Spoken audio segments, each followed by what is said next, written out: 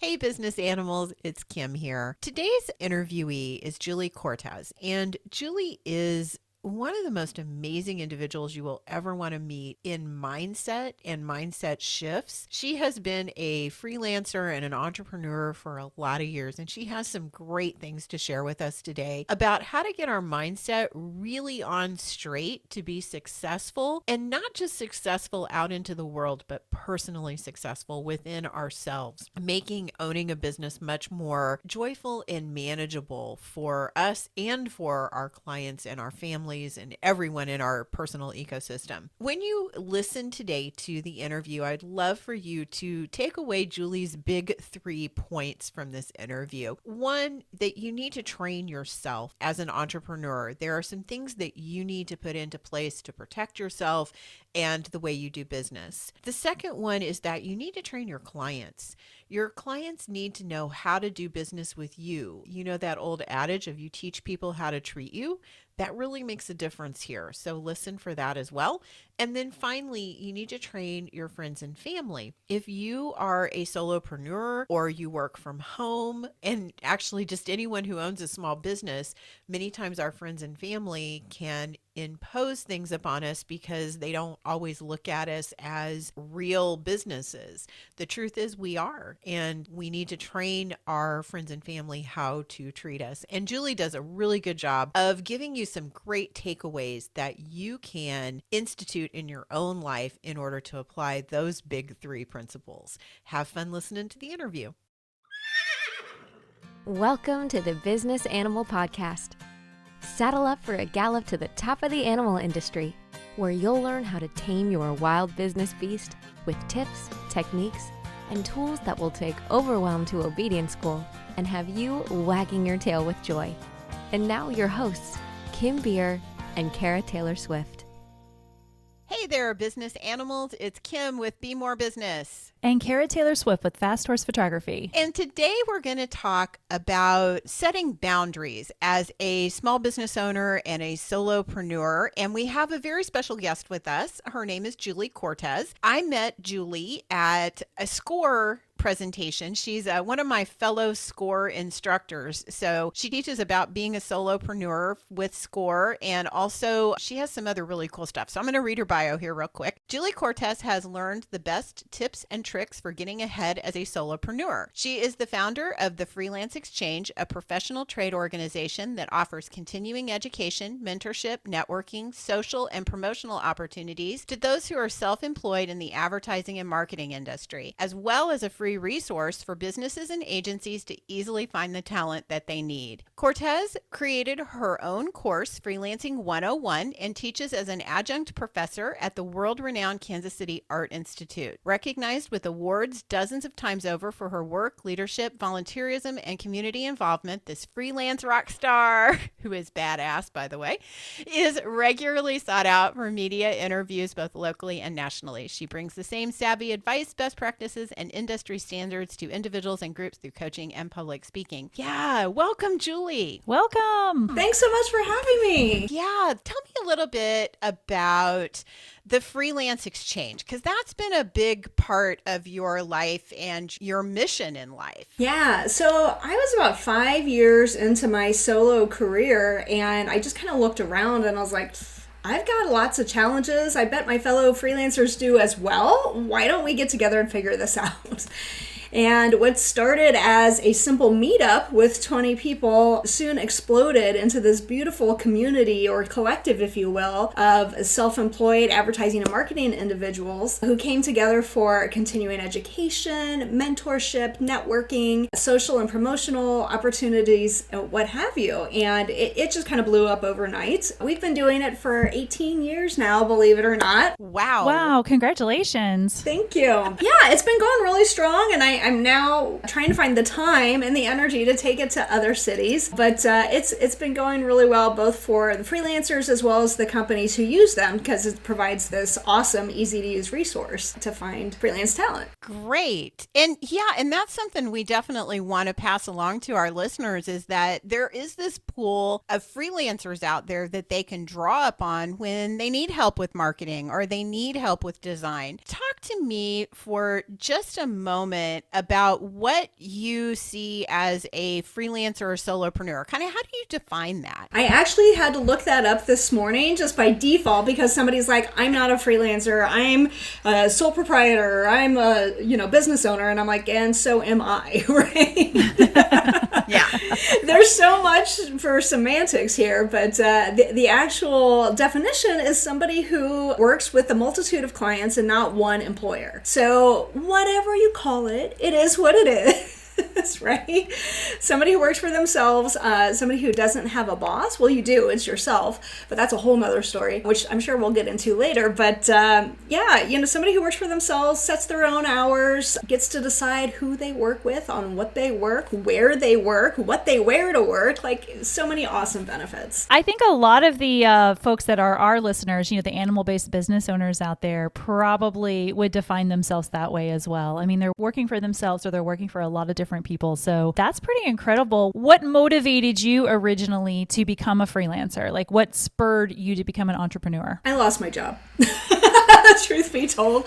Yeah. Well, hello, COVID in 2020. I mean, think about all the people out there right now that are starting up businesses for the very first time because they were laid off or they lost their job, or maybe they were working from home and kids start working a side hustle for the first time. Yeah, absolutely. It was one of those things. It was a very different time, kind of coming out of the Mad Men era in advertising, which is my background. And, there weren't a lot of female creatives out there. And unbeknownst to me at the time, I was going up against this stereotype of creative directors looking at me saying, oh, she's young and female, why should we even hire her and train her when all she's going to do is run off, get married, and have babies? And it was like, oh, hello. Yeah, thanks. So I finally just decided, you know what, if nobody's going to hire me, screw this, I'm going to go make my own career. And I did. So I sat down, I wrote a business plan, I wrote a marketing plan, and off I went and never looked back once. Yeah.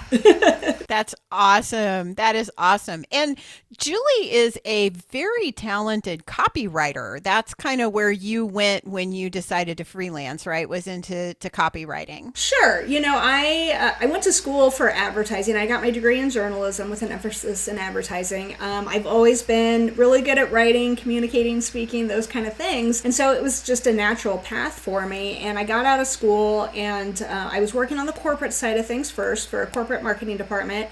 Then finally got my big break and moved over to the ad agency side, and was only there a few months before, the whole last one in, first one out kind of thing. And then I was just like, all right, I'm not finding what I want. I'm not finding anything that's a good fit. So I'm just going to go do it on my own. So I've built my business, my copywriting business, which has been around for 23 years now, working with ad agencies who need an extra hand, working with corporate marketing departments who need a fresh look, working with small businesses who don't have in-house staff, or even startup businesses who can't afford ad agencies. So that's kind of been my mainstay for 23 years is the copywriting side of things, writing advertising marketing materials, whether it's brochures or websites or TV commercials or videos, what have you. TV commercials are always fun. I've gotten the privilege of getting to do creative on a couple of those in my career, and I always have a blast with them. Julie, I sat through your presentation at one of the places where we both spoke, which was Global Entrepreneurship Week, which is a phenomenon that happens in November.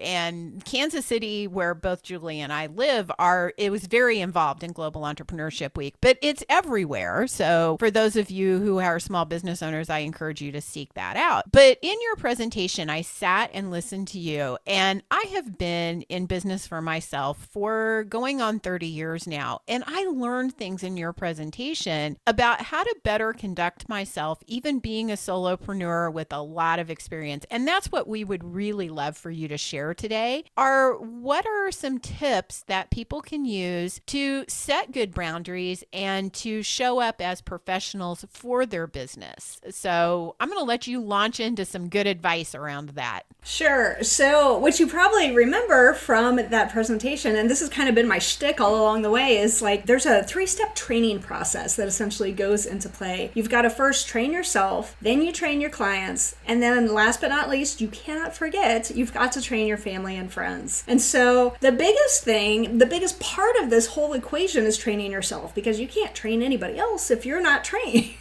Exactly. Let me guess. The unruly side is probably training your family and children, right? Like Well, your sure, family of and course, friends. of course. Pets, what have you, right?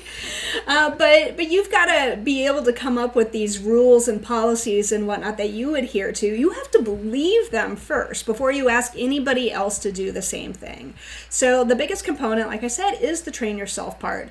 So many people get into business wanting to do their craft, whatever it is. Is it photography? Is it writing? Is it design? What have you? That's great. You know your craft. You can do it well, but do you know how to run a business? So they get into this position where, okay, yes, I'm going to go start a writing business or a photography business. And then they're like, oh, I don't know what I'm doing. Right? Right. It's more than just the creative side and the doing the work side. There's a lot more to it. Yes, absolutely. So number one part of training yourself is, of course, getting the education that you need. Like, don't be so arrogant that you think you know it all, because you certainly don't know it all. And even after 23 years, I'm still learning things to this day, right? And things change every single day, right? Kimberly, like, there was no social media when we got started. You know? There weren't websites. Like, what's going on? You know? So things change all the time. So number one is to get educated. Number two is to set policies in place for your business. You are the boss, which is great. That means you get to dictate the rules, such as, you know, how does your business operate? Do you, when you first get a client, you know, what's your onboarding process look like? You know, do you go through a discovery call? Do you make up a creative brief? Then do you do your estimate? Do you ask for a deposit? Yes, you do.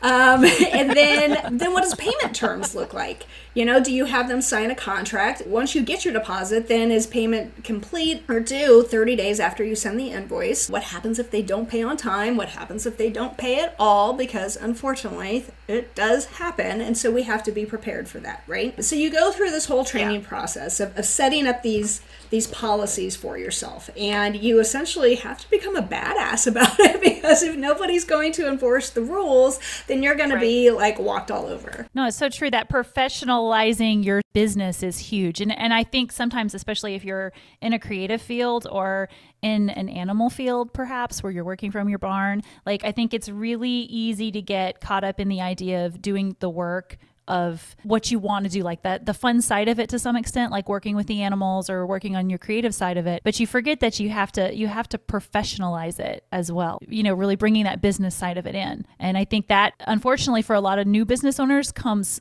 not first, but comes second or third. Right. And a whole part of that comes down to mindset.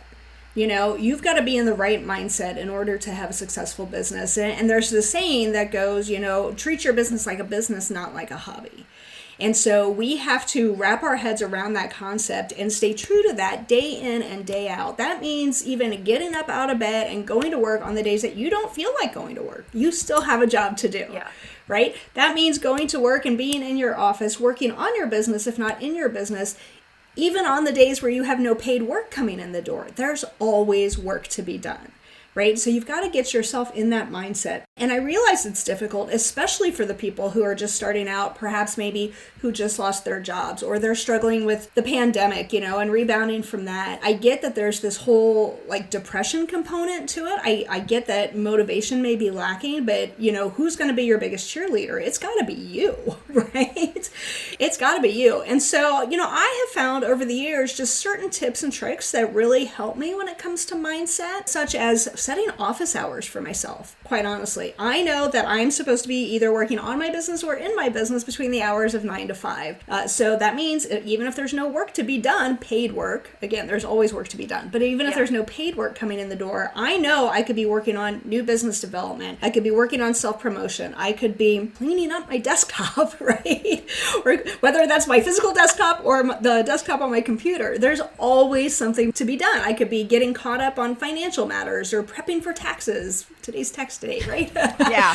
You know, you don't want to be caught at the end there. Oh, you know, you want to be prepared. You want to be prepared at all times. So that's one trick I've had is to set office hours for myself. Number two is when you get up out of bed, like make your bed. And I know that sounds like so silly and so easy to do, but so many people don't do it. And then, here we are on a cold, dark, dreary day, and it's like, oh, I want to go take a nap. Oh, wait, I can because I'm my own boss. Well, but just simply by making your bed, that will help you not crawl back into bed. It'll just kind of tell your brain, you know what, that part of my day is over with, and I won't go back to it until it's nighttime. Plus, bonus, you've already, accomplished something for the day. Yay, you can check that off your to-do list. That's right. And sometimes you need those little check marks that you can end the day saying, I did these things. I might not have done anything giant today or brought in a bunch of money today, but I did these things and I accomplished something. And you need those little things sometimes. The little things, absolutely. And so, then I typically ask my students or my speaking audience, I'll ask, okay, well, what's the first thing that I want you to do first thing in the morning? Now, Kimberly, you've heard this already. So, Cara, if I were to ask you, aside from making your bed, what's the first thing I want you to do when you get up in the morning? What would you say? I'm going to say something like eat a good breakfast or get dressed. Yeah, there you go. Of course, breakfast is super important. Absolutely. Make sure you get your energy going for the day. But yes, get dressed. I mean, how many of us self-employed people are like, I work from home. I'm not seeing any clients today. I can shuffle down the hall to my office, coffee in hand, wearing my bunny slippers, right? Yeah. Sometimes guilty for sure. Right. Absolutely. And I mean, that's the joy of being self-employed, is that you can do that, which is wonderful. But should you do that? That's the question of the hour. Right. And honestly, for me, what I have found is I am so much more productive when I am dressed and ready to go to work. If you typically wear a t-shirt and jeans, just put a blazer on over your t-shirt. Put on some makeup if that's what you do. Do your hair if that's what you do. Not only it will be great for your mindset and your productivity, but hey, if somebody wants to jump on a video call like in half an hour, boom, you're ready.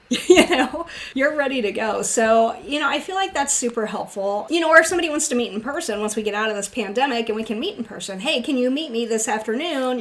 Or in an hour? Gosh, I don't know, can I get ready in an hour? Can I get downtown in an hour? All these questions would race through your head. So, you just kind of want to avoid that by being prepared at all times. I love that. And I think I've talked about this on the show before, but I have mentioned about back before I worked from home, there was for a long time kind of a stereotype, I think, around people that worked from home. Like people would have a hard time admitting that they work from home or sharing that with people because it didn't feel like a legitimate work space or job if you didn't actually get in a car and drive to a brick and mortar business. But I feel like that has shifted so much over the years. And the mentality of it though is when you set yourself up to be professional and to be motivated and to have good standards from the beginning so you can start your workday out really well, I think that helps with that whole perception, both from the outside world, but also if you struggle with that at all internally, you're getting yourself motivated, you're getting yourself moving, and you're being professional in your business. Well, and so many of us,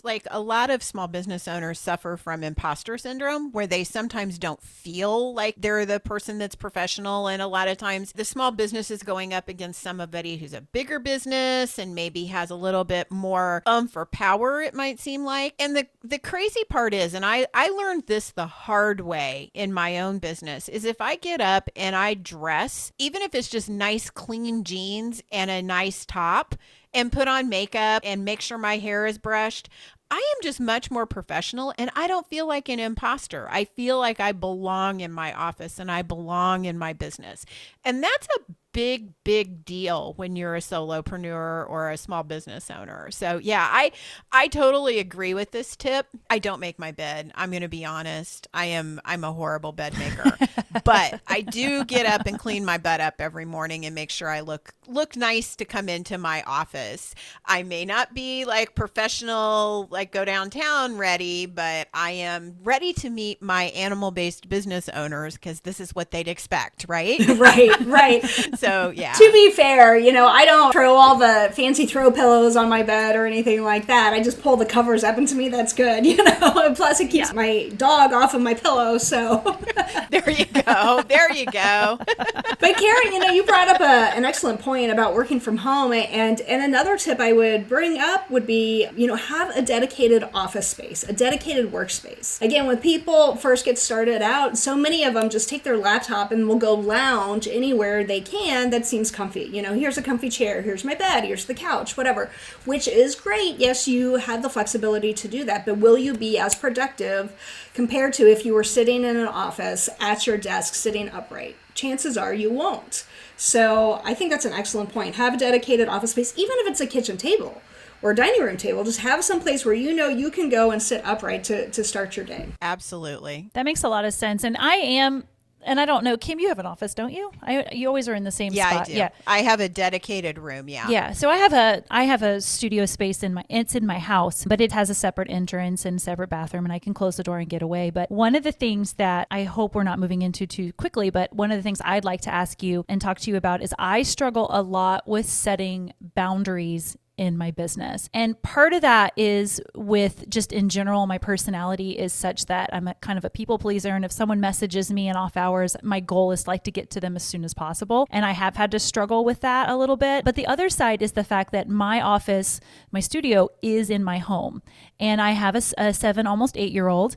And I have, my husband who's here as well a lot of times. And there are a lot of times where for me, walking into the office is hopping down the staircase and I'm in my office, and it's real difficult for me to set boundaries with my family around my work time and with clients around work time. Can you speak a little bit to that and maybe give us some tips for those of us that are kind of like me and crappy with boundaries? Every small business owner wants to gain traction in their marketing. After 3 decades of working with small business owners just like you, I have developed what I call my 4x4 marketing method. In just one 90-minute session, you'll discover the 4 major focus areas of a successful marketing plan, and together we'll uncover where your business is getting stuck. You'll leave the session with an action plan of next steps that engage your revenue engine. Drop by bemorebusiness.com to request your session today. That's BEMORE business.com. See you there. Sure, absolutely. Well, again, remember, step 1 is training yourself. So if you have office hours, you've got to keep those office hours. And that means not working evenings, weekends, holidays, what have you. Oh, so it goes the other way too, huh? So it's not just working during office hours. It's not working when you're not. Okay, got it. It starts with you. Now, I mean, that's not to say don't ever go into your office, evenings and weekends. I find, if I'm running behind on a project, if it's my fault or whatever, then absolutely, then I'll work evenings and weekends to get caught up. But otherwise, if a client is demanding my attention after hours, then we have a whole nother situation here, right? First of all, I consider what my relationship is with the client. Is it something that is truly an emergency or can it wait? But the other thing is you have to have that work-life separation or else you're just going to get burnt out. Right? Yeah. So, I mean, is it essential to have those office hours to say, okay, I am done at 5 o'clock and I will address this at 8 o'clock tomorrow morning or whenever you get into the office, right? So it's essential you train yourself first and then you train your clients. If need be, you can always set up like your voicemail to say, thanks for calling, whatever my company is, I'll return your phone call when I get back in the office between these hours. You could have automated emails, if your clients are expecting a response. Then I think most people today are like, if she doesn't respond until the next business day, I think they're okay with it. But, sometimes clients will even call you late at night, and so thankfully there's caller ID and you can there is. And with technology, it's like you're almost expected to be accessible at all times between our cell phones and Messenger and voicemail and email. I mean, there's 1,000 ways people can contact us. There is, but you do not have to be accessible 24/7. In fact, if somebody calls me out of the blue today, even if I know who they are, chances are I'm not going to answer the phone because that's not scheduled onto my calendar, right? Mm-hmm. I have to keep track of my time. I have to be very focused. And if I'm working on another project and a different client calls and we weren't scheduled to talk, then they're just going to have to wait. They're going to have to leave a message and I'll call them back when it's convenient for me. Or I'll shoot them an email with my calendar link and be like, hey, can you find some time on my calendar to talk? Now, when it comes to family, that's a whole nother ballgame, right? Sure. And kids in and themselves bring another factor to it. Now, my husband and I both work from home as well, but we have separate offices. And we just have this subtle clue to one another that if the door is shut, don't come knocking, right? Don't come bothering me whatsoever. That sounded dirty, but it wasn't. Yeah, at least you aren't putting a sock on the door handle. Right.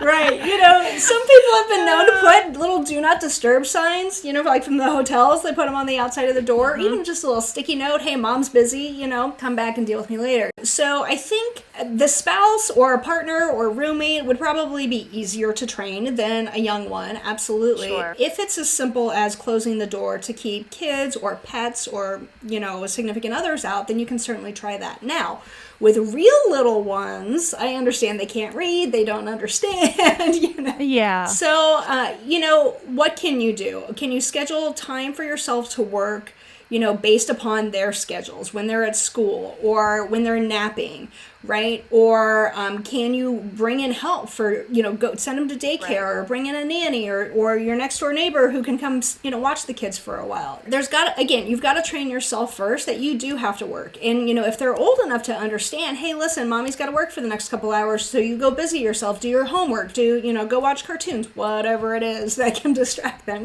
Absolutely. I think the flip side of that too is that, when it's family time, then it's family time.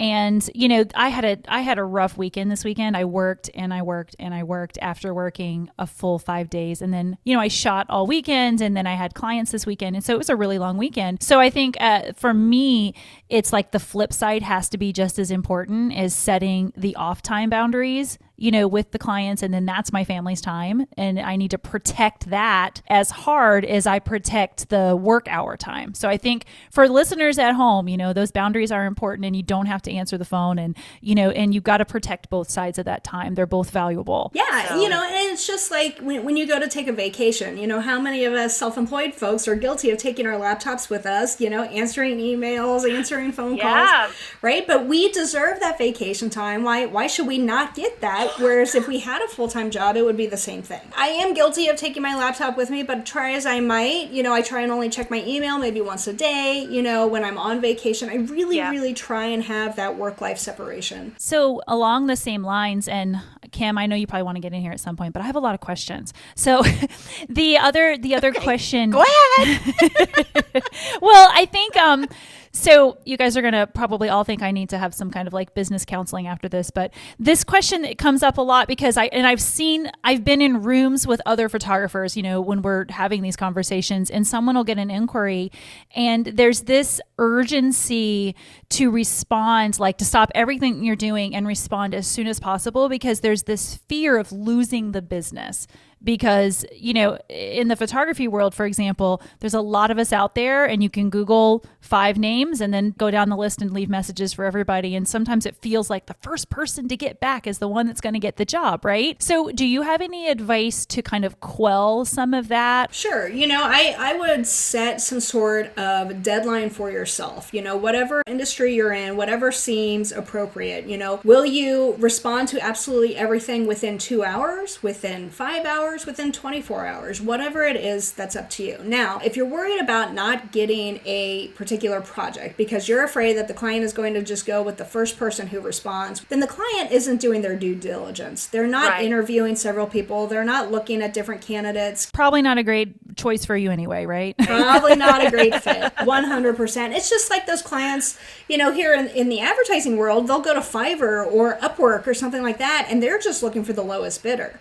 And it's like, well, do you want quality or do you want crap work, and calling it done? Yeah. Absolutely. I would just, give yourself a deadline. Hey, I'll get back to this person by the end of the day, then you don't have to drop what you're doing. You can still focus on what it is at hand and, whatever is right in front of your face at the time, and give that, the due diligence of your attention, and then you can get back to the other thing later. And I don't feel like you have to feel guilty about that. No, you shouldn't. You shouldn't. And on that, Cara, you should be using that Ferrari of a CRM system you have. Realistically, here's my 2 cents on that, because I don't return phone calls right away. I am busy. I usually have a jam-packed calendar, and I'm sorry, I'm going to get back to you when I get back to you.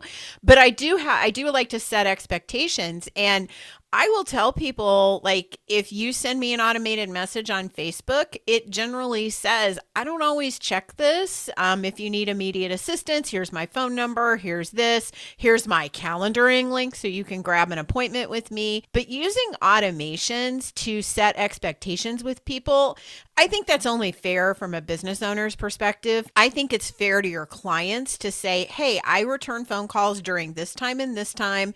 And if you've contacted me outside of those hours, I will be on it as soon as I possibly can.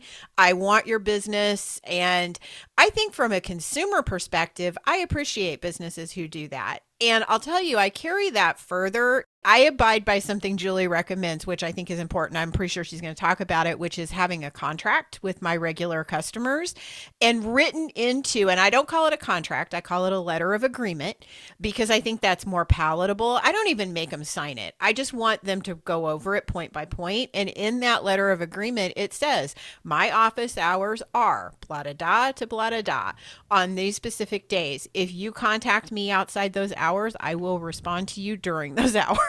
And I don't have any pushback from it. That's So fantastic. I'll go ahead and let you talk about that, Julie.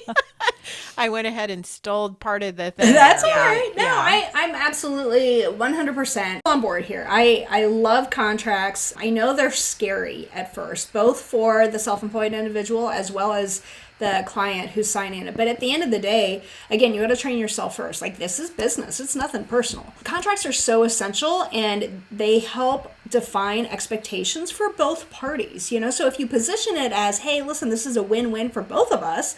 I want to make sure that we're on the same wavelength going into this, so there's no questions down the road. I feel like that helps make it a little bit more palatable as well. And I agree with you, Kim. I've stopped calling it a contract depending on who it is I'm talking to. If it's a big corporation and they're used to contracts, I'll call it a contract, right?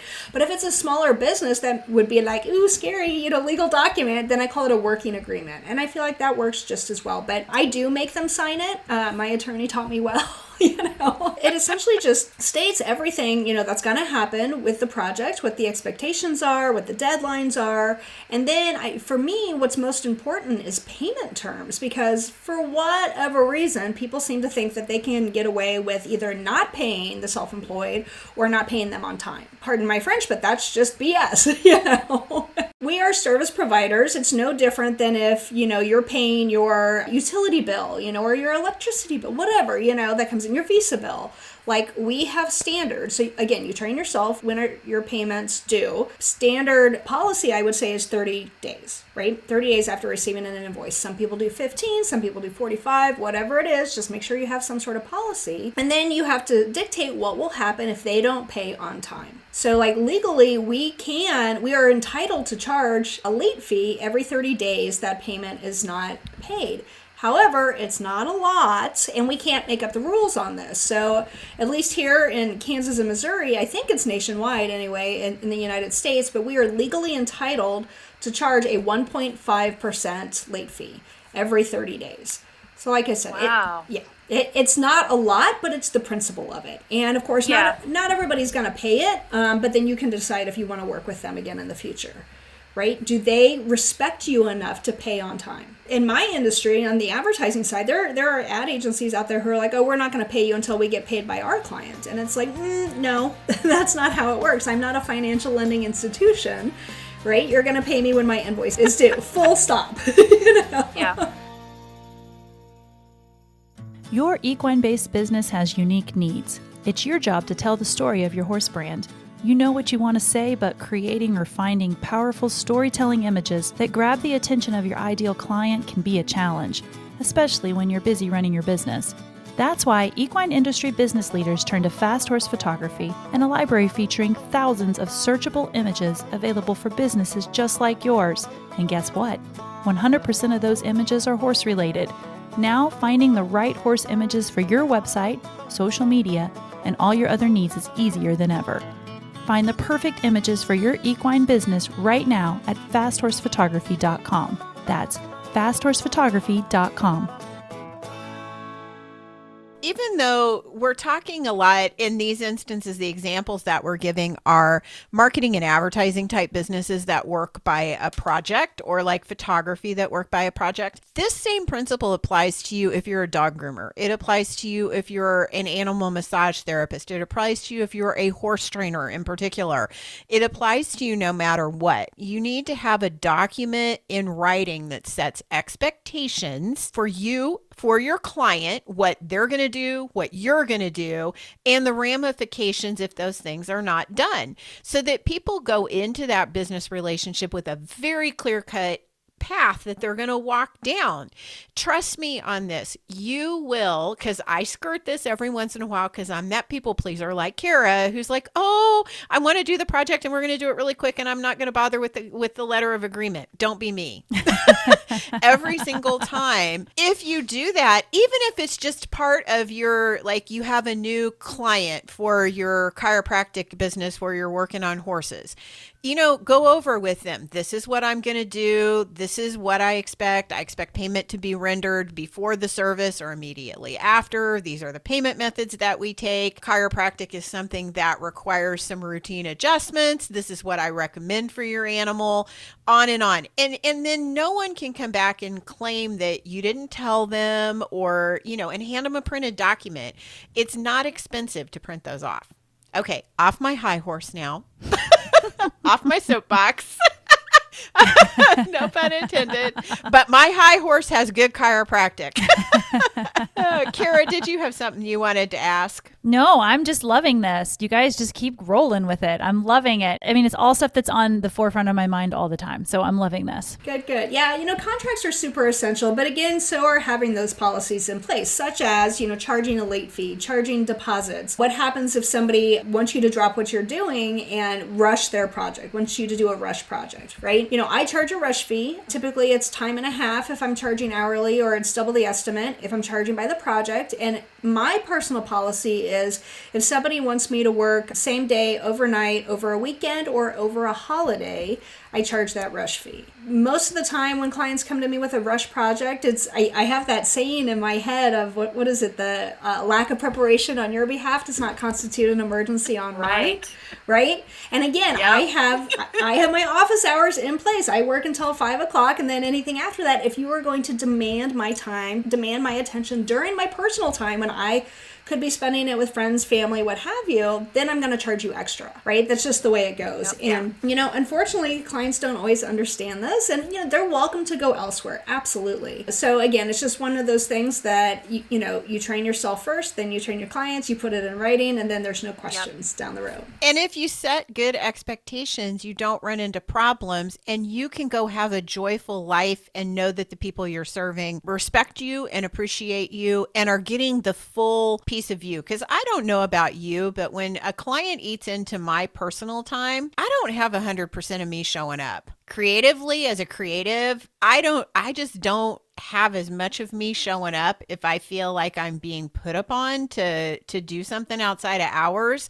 And maybe that's a little selfish, but it's just the way it goes. I got to be in a certain mindset, and it's difficult to do if you feel like somebody is taking advantage of you. For those of you who are purchasing services from a freelancer or a solopreneur, you will get a lot more out of that person if they are at their best and they're focused on what they're doing. And if it's in the middle of the night in an emergency, I just am not as focused. I had one client who had come to me, several weeks before he needed this project completed. And I think he wanted me to write a PowerPoint presentation or something for him, that he was supposed to be given a pitch, to try and get new business. And he came to me, and a designer, we sat down, we have our download meeting, right, or our discovery meeting, whatever you want to call it. And he says, okay, what do you need from me in order, to get this off the ground? I was like, okay, here, I need A, B, and C. This is what I need from you before I can even start writing this thing, because I don't know your business, right? I knew when the pitch was supposed to happen, and I'm waiting, I'm following up with him, I'm not hearing anything, and then the night before the pitch, guess who comes knocking on my door, wanting me to drop what I'm doing to get his stuff done. The night before. He had at least 2 weeks to get me the stuff. And so I said to him, well, I'm happy to drop what I'm doing on the personal side of things and burn the midnight oil for you and do this, but, a rush fee is going to be incurred. Well, he did not like that. Like, he flipped a lid. And I said, okay, well, you can go find somebody else, right? Last minute. Yeah. Again, what is that old lack of preparation on your behalf does not constitute an emergency on mine. And if it does, you're going to get charged for it. And I was much nicer about it, in my email back to him. But he was not happy. But to add insult to injury on top of this, it was a holiday as well. He wanted me to drop what I was doing on a holiday the night before, burn the midnight oil for him, and he wasn't willing to pay extra for it. And I was like, no. That's not how this works. Now, do you think we ever worked with each other again in the future? No, but that's okay. I don't want to work with somebody like that. No. You're not a machine. You don't just like put a coin in and out comes creativity. There's a process. There's a certain level that the clients have to meet. And again, I think setting expectations is a big part of that. I've harped on that enough. I know for Cara too, you have a profession where people will sometimes show up in your doorstep and need something immediately. How have you been handling that in your business? I tend to get more like late night inquiries, like people are online surfing the web and they need to know an answer to something really quick. Or I'll have people that I've shot for in the past that suddenly need something for a project, or they need it for an advertisement, or they need it for something they just have to post. And it's like, I really need this like right now. And either it's something that has been edited and it's in the office and I have to find the time to get whatever I'm doing, I have to stop and get down there and handle it. Or it's something that I'm just, my process, I'm having to interrupt that process to get something done quicker. And it's always a balance, trying to determine, do I know this person? Is this something that could have been prevented? Do I have the ability to do this right now with the other expectations that are out there for my other clients? And it's always a balance. And, it kind of makes me think about, you mentioned earlier the idea of burnout. And how, especially when you're working from like a home office or you're a solopreneur and you're kind of everything is on you to some extent. Do you have any recommendations on small business owners, especially those of us in an animal-based industry, trying to keep productivity high, but our burnout rates low? So we're trying to meet all those needs, but keep our burnout rates low. Do you have any advice for that based on your experience? It comes down to mindset, and if you set these hours for yourself and, even if you don't get everything done that you wanted to get done the day before, it's okay. Like give yourself some permission to go on to the next day. I feel like that's totally okay. The other thing is like, there's got to be something to be said for self-care. Right? You've got to take care of yourself and your mental and your emotional well-being. And with that comes, proper rest, proper diet, proper exercise, like all of these things that tend to go by the wayside when we get too busy and too invested in our work. So you've just got to remember to keep doing these things. And, oh, yes, that chocolate cake sounds amazing for breakfast, but should I be eating that?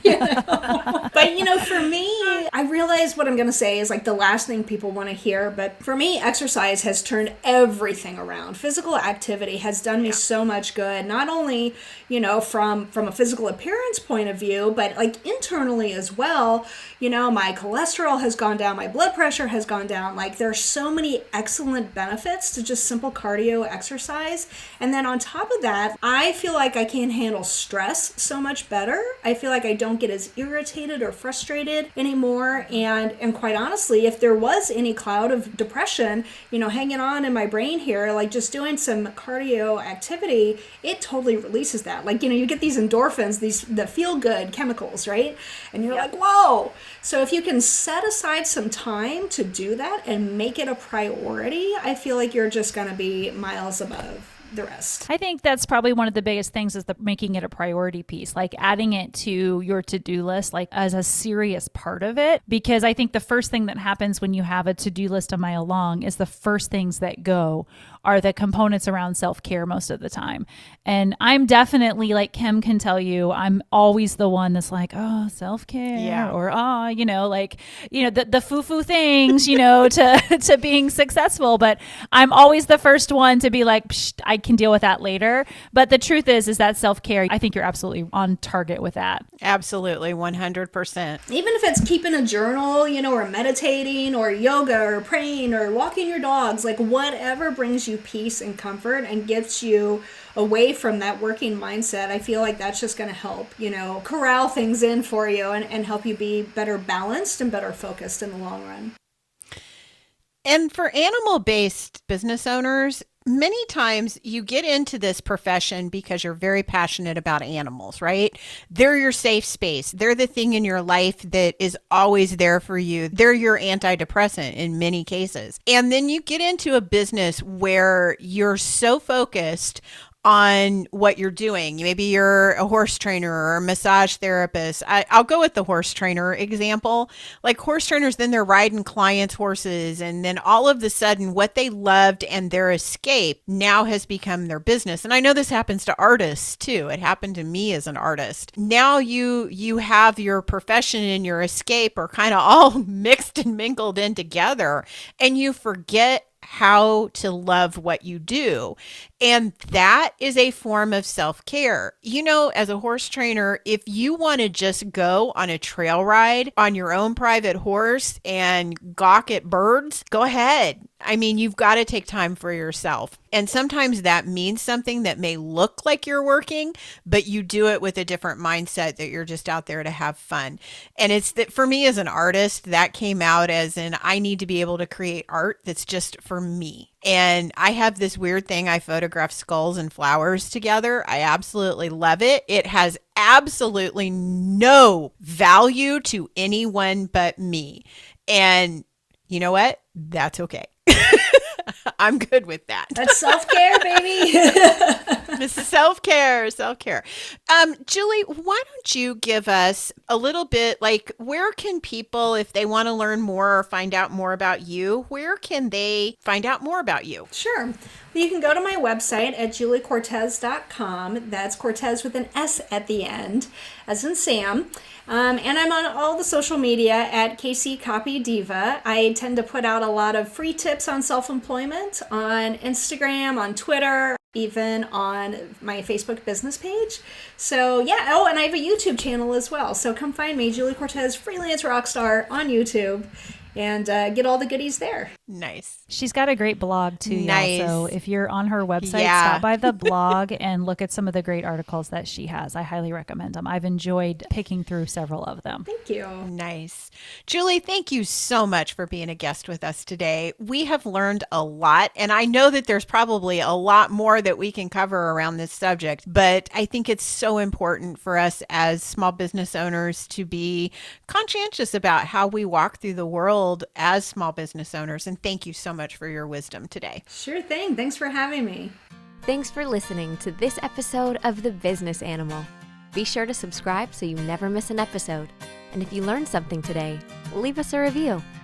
To learn more, find us at thebusinessanimal.com. We'd love to hear from you. Until next time, keep your business well trained with The Business Animal.